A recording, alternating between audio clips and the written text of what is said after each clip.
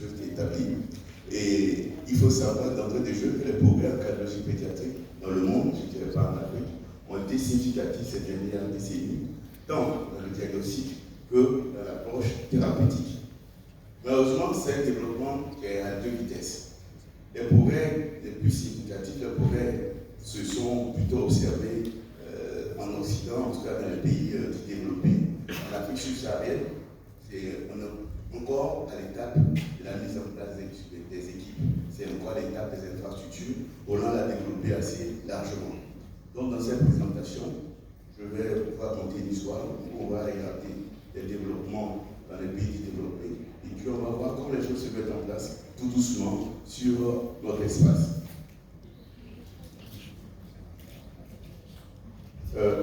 S'il vous plaît, vous m'avez privé de mon son. Je n'ai pas mon son pour le film. Bon, c'est pas grave, on passe. C'est au 24 heures chrono. On regarde en Occident ce qui se passe. Donc, déjà au 19e siècle, je dis bien que les cardiopathies congénitales sont connues dans le milieu occidental. En tout cas, en Occident, Abbott Maud avait déjà classé les cardiopathies en cardiopathie d'ischio droite, en cardiopathie cyanogen et en cardiopathie par prostate isolée. Donc, regardez bien cette période. Vous connaissez déjà les cardiopathies. Et les programmes d'imagerie avec l'échographie qui était déjà disponible en 1953 avec le mouvement. Et justement, quand nous commencions, les appareils en deux dimensions avaient commencé à venir. Mais à cette période où il n'y avait que le mode TM, ils étaient obligés, les cardiopédiatres, d'aller au cathétérisme cardiaque diagnostic pour établir vraiment le diagnostic précis des cardiopathies congénitales. Et c'est seulement en 1975 que le mode bidimensionnel est intervenu, et puis plus tard, l'écho-couleur et actuellement l'écho 3D. Toujours en imagerie, les progrès, c'est l'entrée du scanner multibarré qui permet une définition fine des images et surtout dans les pathologies comme la tétralogie des phallos, de définir très bien l'anatomie des branches de la tête pulmonaire.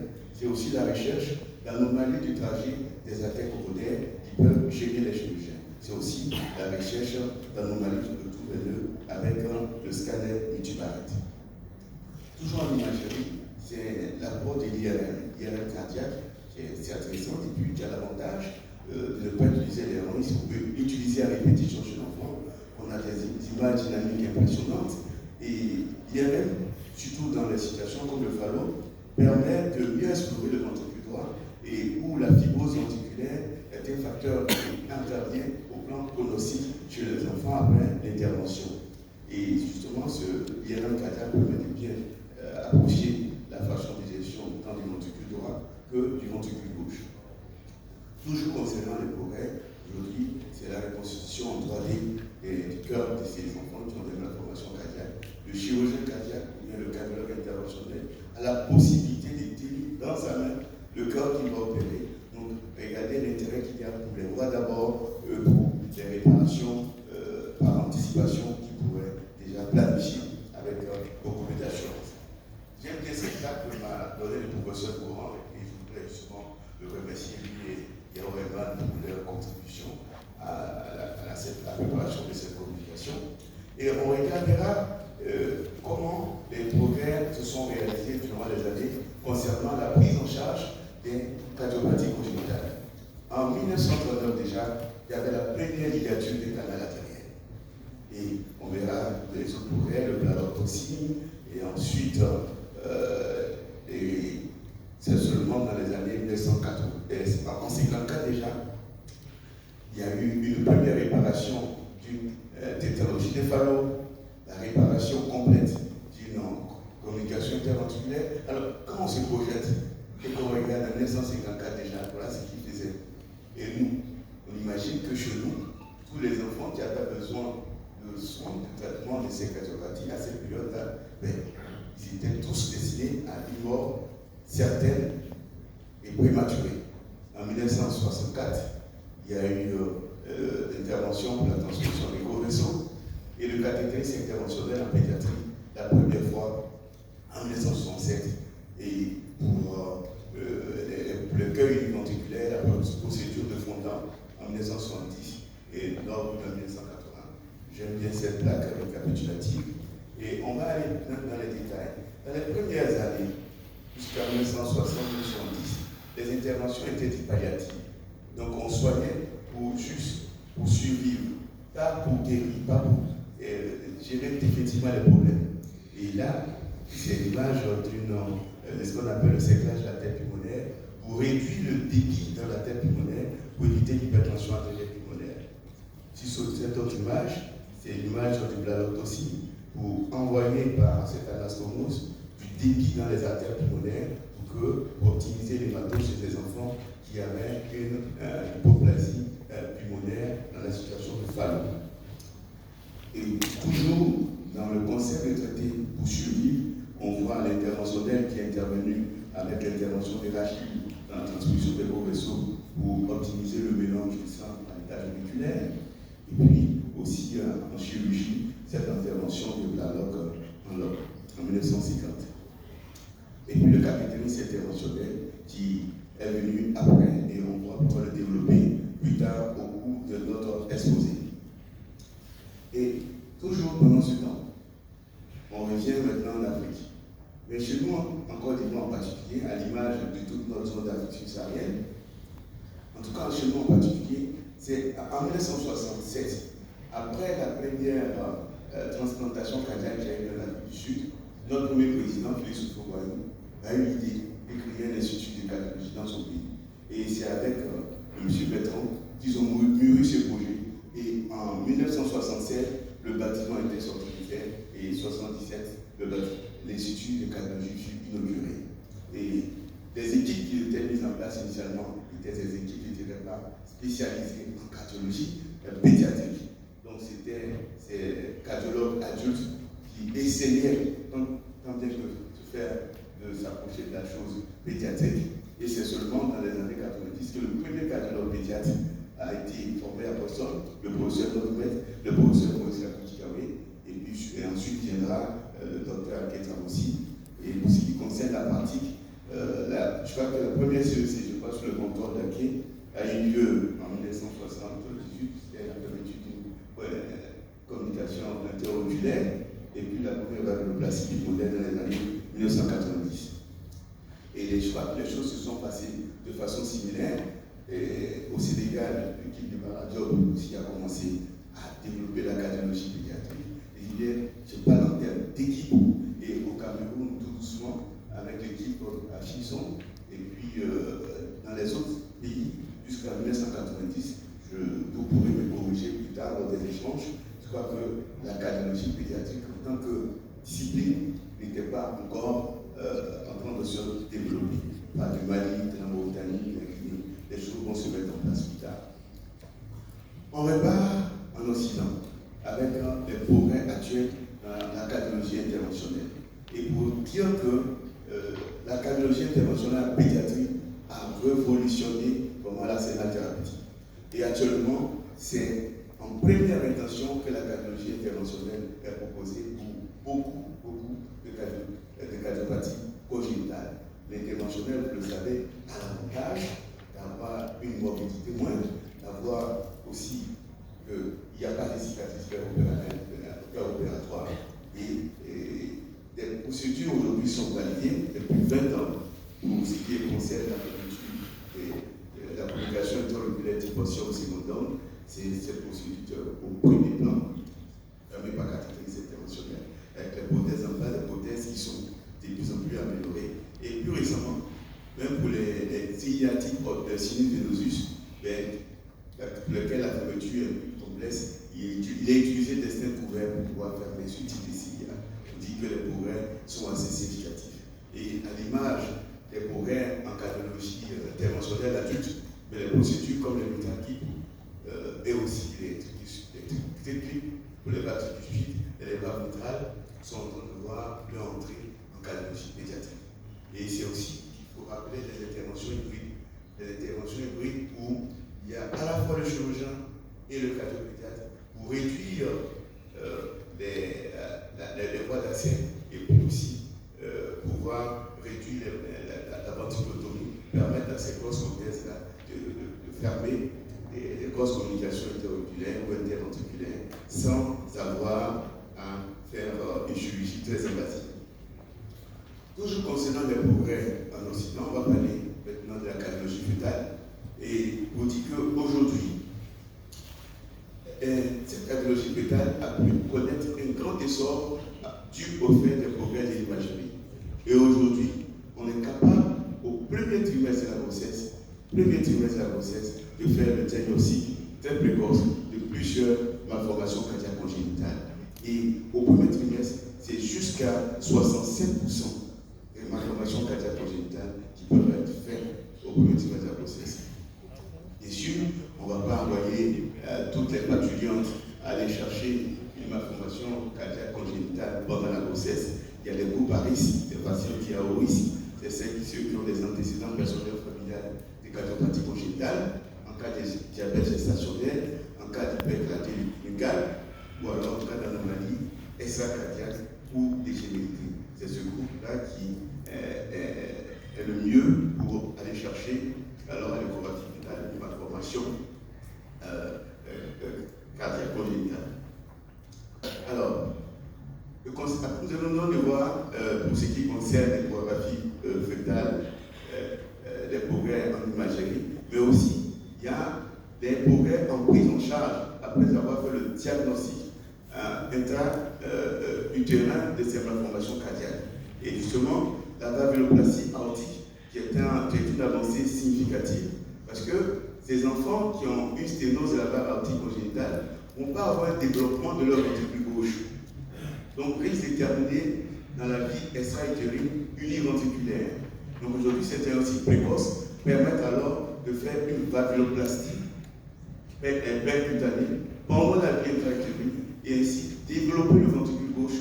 Et aujourd'hui, vous voyez, il y a plus de 55% des enfants qui ont pu bénéficier de ces procédures d'avoir leur vie extra-utérine en biventriculaire. Et c'est très important quand on sait la morbidité qu'on a avec l'intervention de fondant chez les enfants qui vont faire leur vie en univentriculaire, on le verra, avec le traitement anticoagulant à vie qui va s'imposer à eux.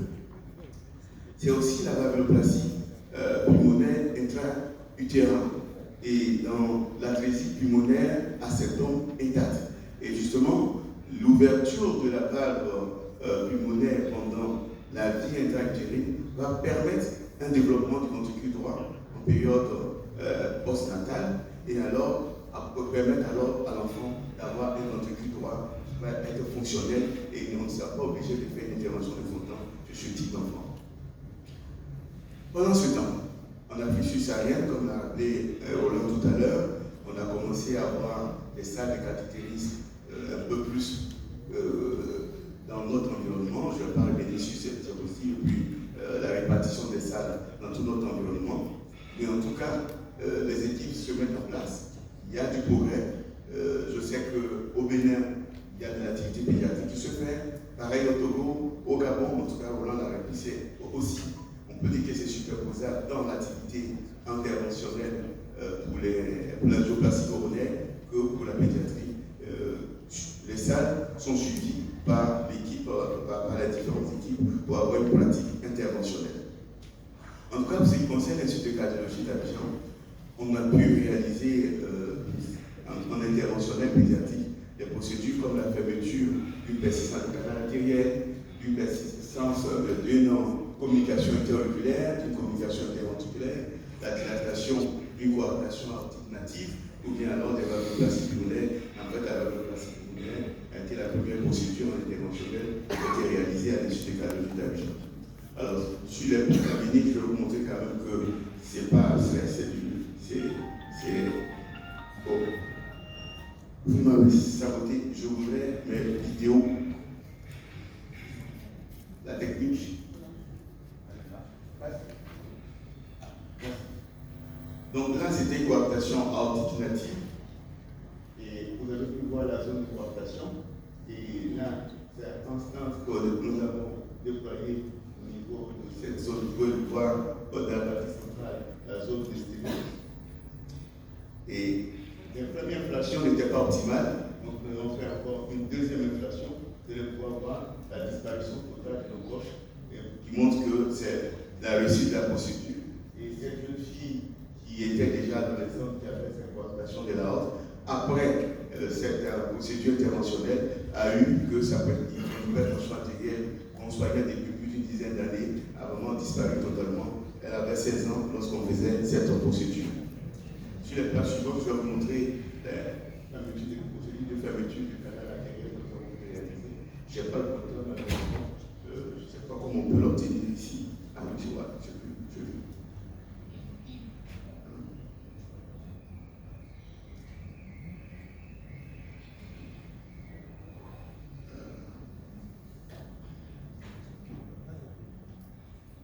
Je ne peux pas tout avoir, si j'ai le compteur, je n'arrive pas. On va passer.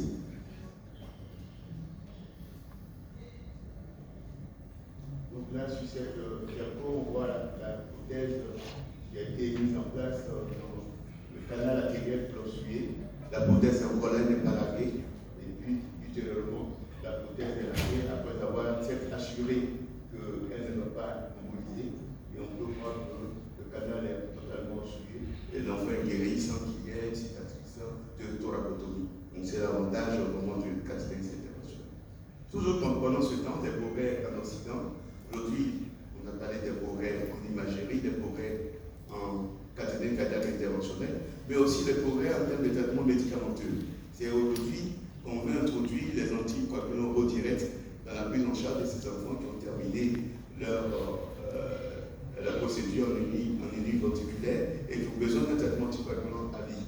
Donc, les anticoagulants directs sont aujourd'hui quasiment validés dans cette indication. Il y en a des mêmes en hypertension artérielle pulmonaire pédiatrique.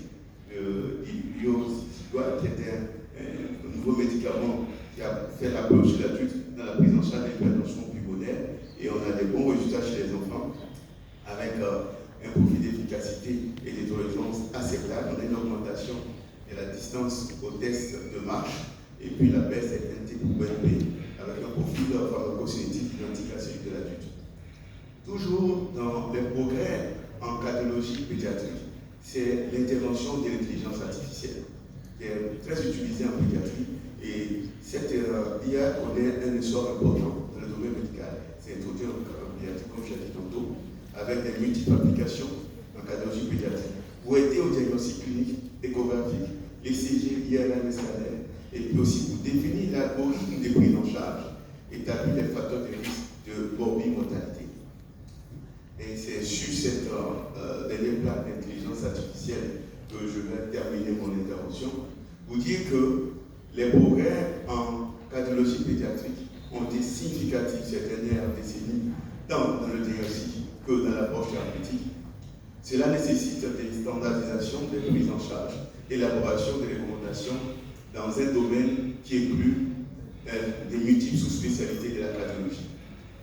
Cependant, chez nous en Afrique, le défi dans ces progrès, c'est la formation des équipes, des health teams, cardiopédiatres, chirurgiens cardiaques, cardiologues pédiatres interventionnels et aussi des anesthésistes pour les enfants. Un anesthésiste des grands n'est pas pareil qu'un anesthésiste des petits. Un enfant n'est pas un adulte en volume réduit. C'est un autre type de volume de distribution, c'est un autre type de personne. C'est aussi les infrastructures. On a hier revenu et ces infrastructures demandent les investissements de l'État, des salles de caté, des blocs opératoires. C'est aussi l'accessibilité des dispositifs médicaux. Ça coûte cher.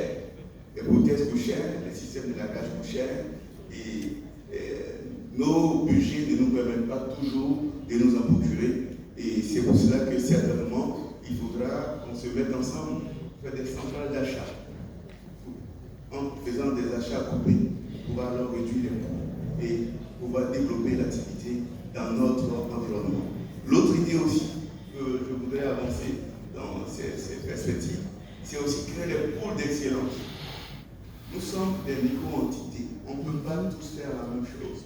On pourrait dire, par exemple, entre nous, que pour ce qui concerne la rythmologie interventionnelle, dans notre zone, on va s'orienter vers Dakar. Dakar, c'est 300 000 francs plus que dans la partie d'Abidjan. On pourrait dire que pour la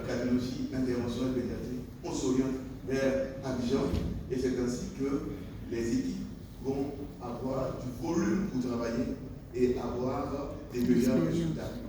Et je pense que cette perspective pourrait être bien traitée dans le cadre des LASCAP.